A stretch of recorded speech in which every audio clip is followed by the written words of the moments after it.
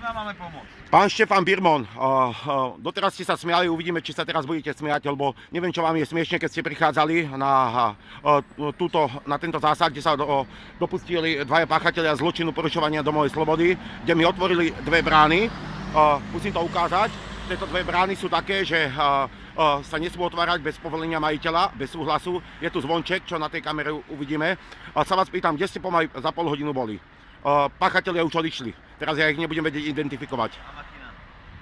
Čakám pol hodinu. A chcem sa vás pýtať, keď ste ma minule vylákali do Topolčian, vedeli ste, že mám bundu, včarli ste aj peniaze, slúbili ste mi, že ma naspäť hodíte z pohotovosti, nehali ste ma tam a s vašim konaním som spôsobil to, že som dostal infekciu a plus som ochorel a do dnešného dňa musím brať antibiotika. Môžete sa mi k tomu vyjadriť?